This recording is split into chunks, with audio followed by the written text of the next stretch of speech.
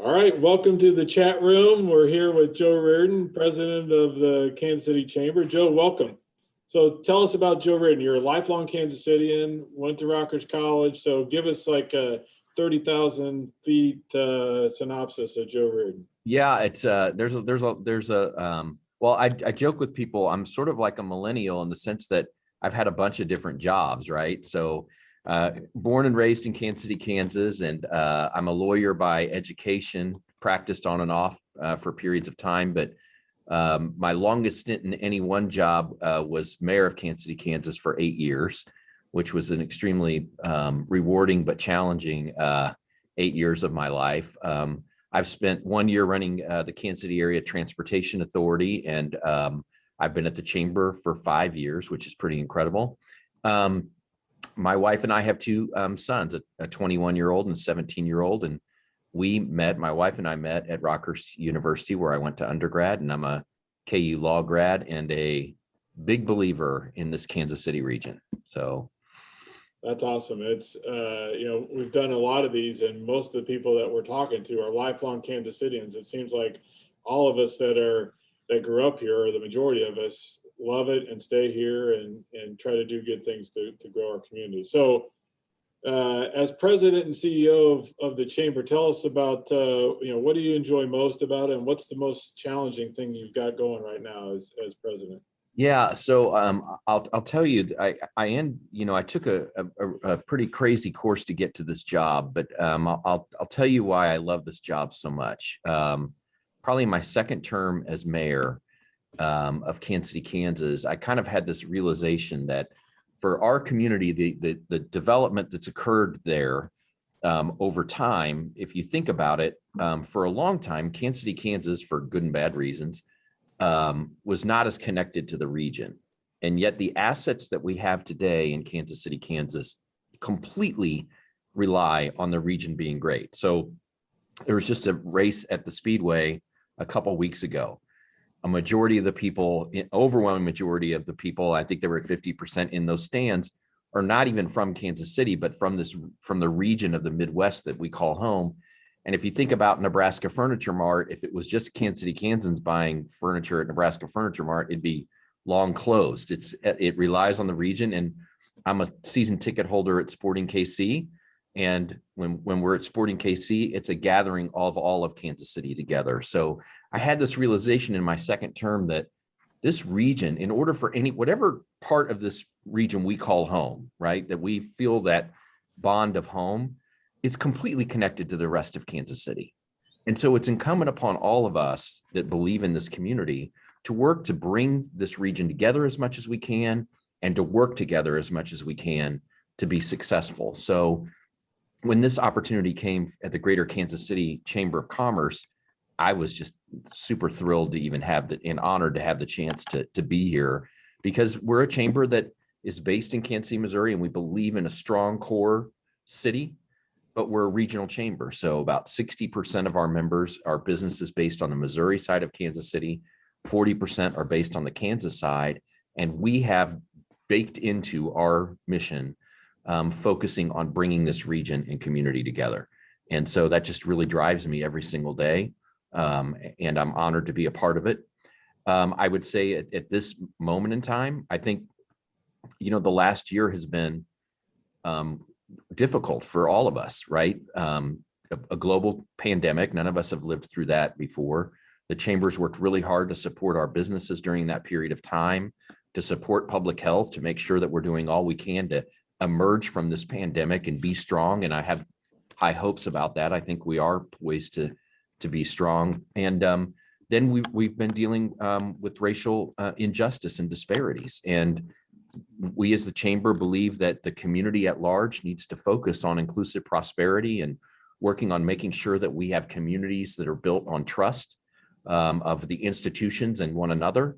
And that's challenging hard work, because we're talking about issues that have been decades in the making. But I believe that Kansas City is really in a place that we can really deal with those issues and try to move the needle on being more inclusive and focusing on the disparities that exist. And so that's hard work that the chamber's trying to play a role in all of that going forward, as well as over the past year. Yeah, that's great. That's great stuff. So I'm sure you've had opportunities over your career to leave Kansas City. Why have you stayed here? Why have you continued to make this home? Yeah, because I think it's just the most special place ever.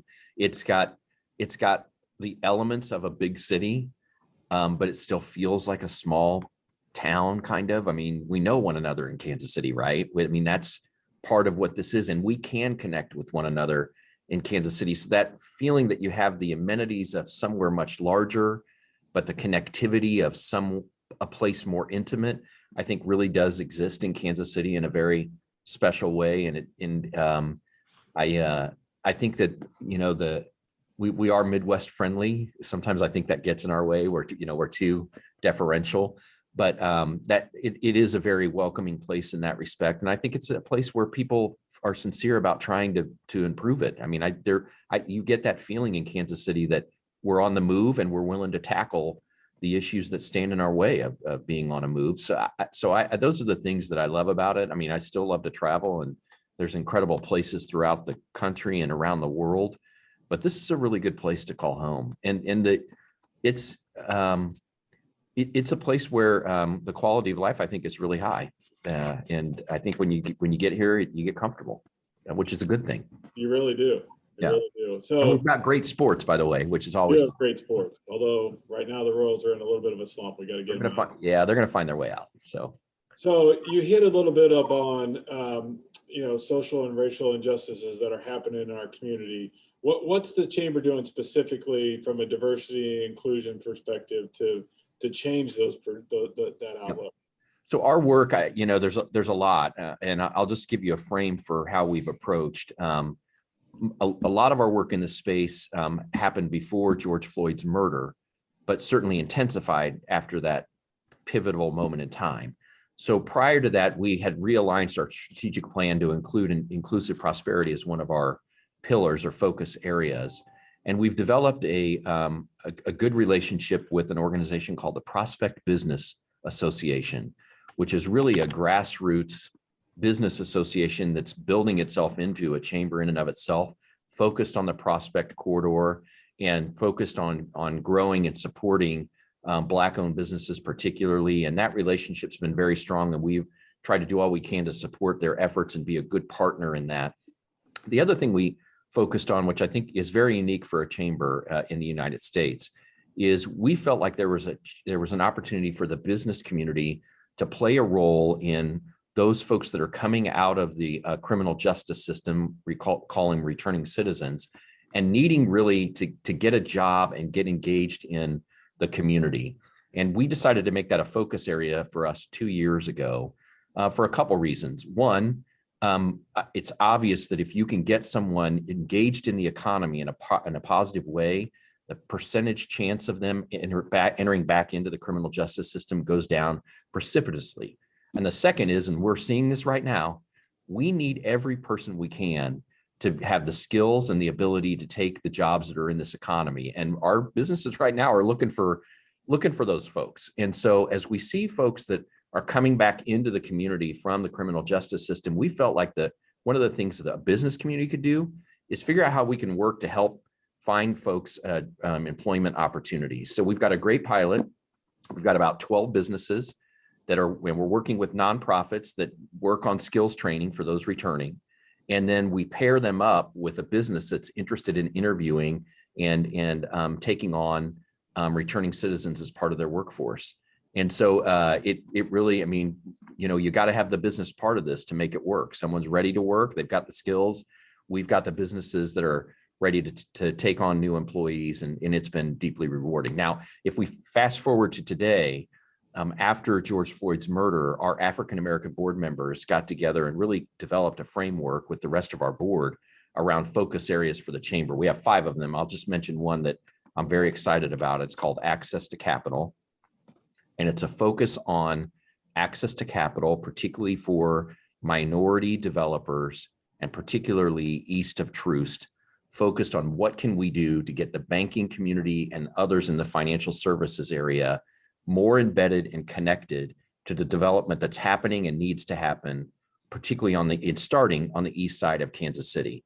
And we've got some great pilot programs that will be emerging here in the next couple of months around that. Again, taking our business leaders and business members and bringing them directly into the work that needs to happen around areas of disinvestment, we think is a place that the chamber can make a difference. We've got a lot of other things going on, but I thought I'd mention those as highlights. Yeah, we probably need to have a second session just talking about that, because from our perspective at ReeceNichols, we did some analysis a few years ago just on who we're selling houses to, and I was ashamed, but as a lifelong Kansas City, and we're mainly selling houses to Caucasian people, and that was unacceptable. So we've done a community involvement committee, and we have a leader, Fabian Gioso, who's taken the charge to say, hey, how do we get into the community to say home ownership is a vital part of what you're trying to do, but also a vital part of making sure Kansas City survives, for a long, long time. And we're starting that program through education, both in the Latino community and in the African American community, because so many times, we talk about white privilege, and this really is opened my eyes to white privilege.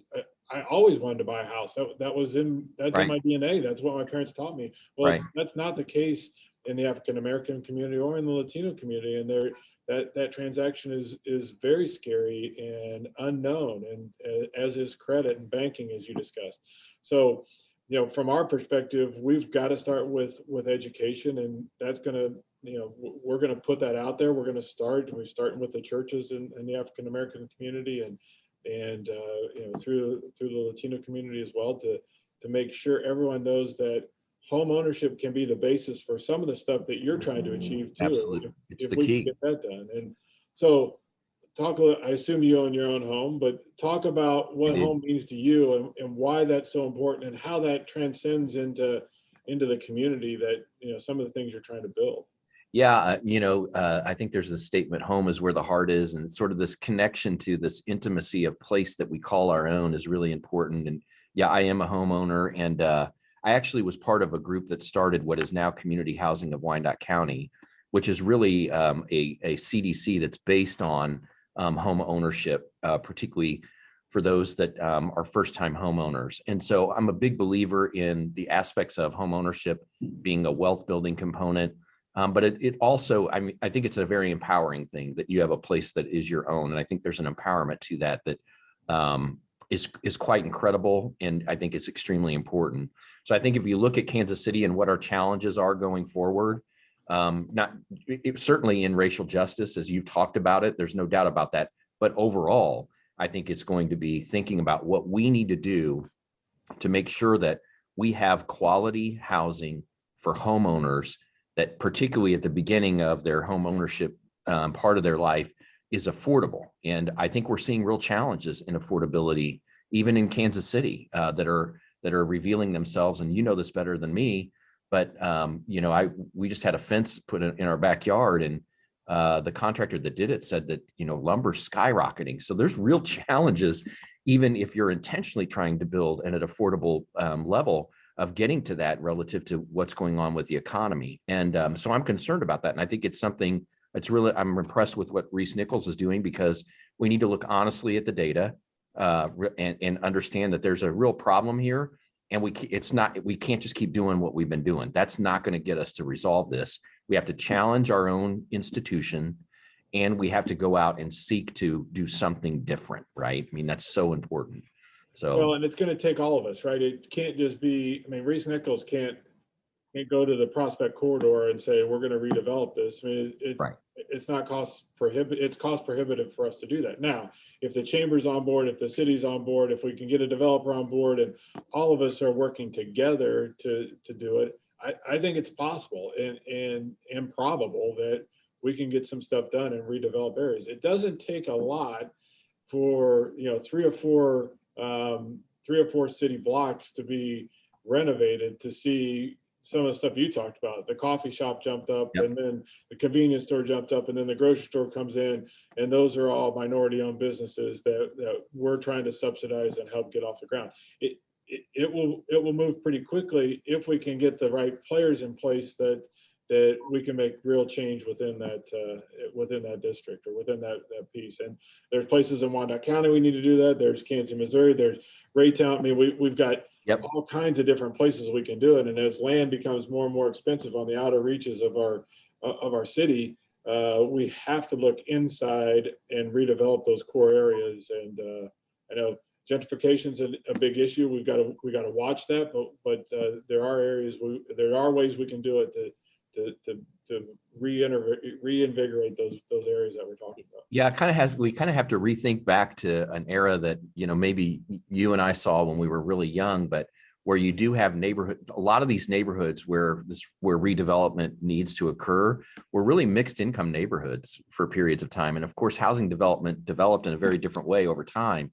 But when you come back into these neighborhoods, I think there's an interest by the longtime residents there that you see a mix of income in that neighborhood. And I think that can help with gentrification as well. And it really is sort of relearning how we do this. And I think we all have to be collaborators in this. It's going to take the business community. It's going to take, dedicated private industry, and it's going to take the city and state and federal governments to figure out the right roles to make sure we do this. And we've seen gentrification happen in other communities. Nashville is a good example, but there are so many others, and we've just got to be smarter about this so that we don't see that we're pushing long-term residents out of neighborhoods where they've been the stalwarts, right? They've been in that neighborhood and made a commitment to it, and we need to honor that and figure out how we do this redevelopment in a way that brings everyone along.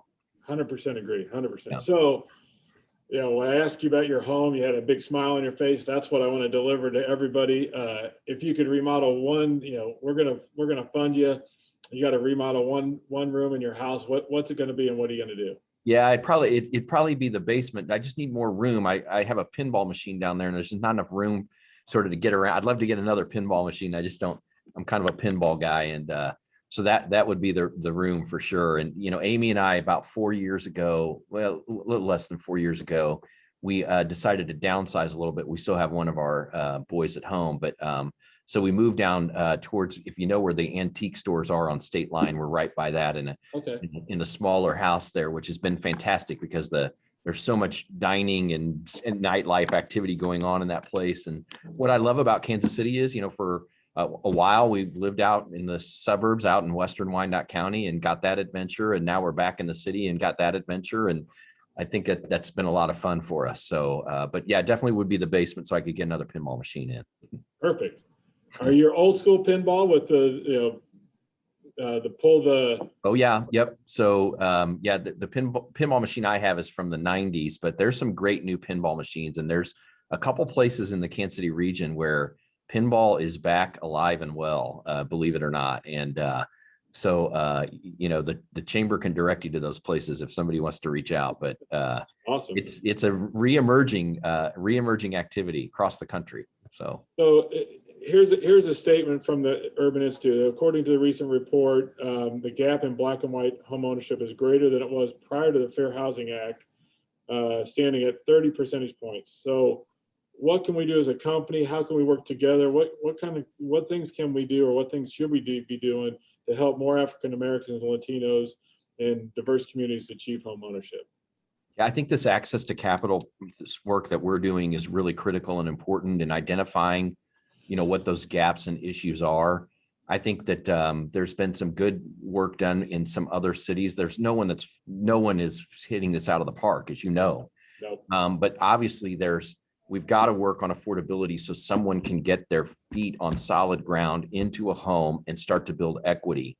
That's the key. And our wages, at the lower level, even Kansas City, just cause an amazing strain on affordability. But I think working, on down payment assistance, working on removing the barriers to those that are interested, getting them interested, and then removing those barriers are really important. And I think everyone can play a role in that. I'm excited about how much interest there is around this. And I also am really passionate about, I think you guys can really help with this, is that when we think about entry level or affordable housing anywhere, we want to make sure that we're not sacrificing the quality of design. We want people to be proud and love their home. And so that's another thing that I think we need to focus on, is how can we make housing affordable, but how can we make it so that we're really bringing these neighborhoods back to life with quality housing products that are going to be there for decades and decades. And that's a really important part too. The design part's really important. Totally agree. And one of the things you hit on there is down payment assistance. Our parent company just started a 501(c) specifically for minority candidates who need down payment assistance. So all those things are important. I think this thing is snowballing, and I would love for Kansas City to be way out in front of this and Yes. be the leaders of this. I mean, we've got such a great community, and so many people stay here for the reasons you said. And we've got to figure this out sooner than later. Yeah, I'm just encouraged. We don't want to lose this moment in time. I think there's a sincere interest from folks that maybe have never even given a lot of thought to some of these issues, and they're really wanting to engage and figure out how they can be part of a solution. So we need to capture that and keep it going, because some of the stuff we're talking about doing is going to take time. Unfortunately, there's no silver bullet in these issues. And so we need to have that drive and interest. We need to sustain that to make sure we can get to real solutions that work. Right. I tell our teams, both our African-American team and our Latino team, this is not a 1 year or 2 year or 5 year plan. This is forever. This is going to be a continuous, ongoing initiative that ReeceNichols is going to do for the long term. And it has to continue. You can't just stop and say, okay, we've made it to the goal we put out there. Every goal, we're going to have to continue to move that goal line forward every single year. So yeah, it's let's finish up with this. So you have your career at KC Chambers finished, maybe 20 years from now or whenever you retire. But what are 3 adjectives that you want people to say about Joe Reardon that to be how would you like to be remembered? Well, that's really, I don't, I would have more than 3, but maybe passionate, compassionate, and fair.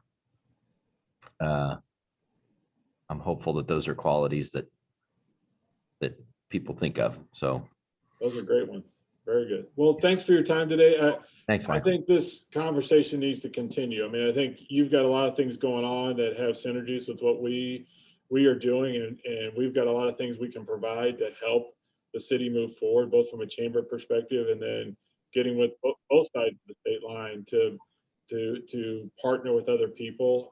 We can bring people, developers, builders, that kind of stuff to the table. Again, it's not going to solve itself in 6 months or 8 months or probably even 3 years. But if we commit to it now and continue it and always keep that in the front of our minds, I think we can make real change in Kansas City. I agree, and it's so good to see what you guys are doing, both with just even these chats, but also the commitments you're making. And you've got an amazingly talented team in Kansas City that Amy and I have benefited from in our real estate purchases. So really grateful to understand that you're making new commitments and understanding new ways to support the real challenging issues that exist here. So.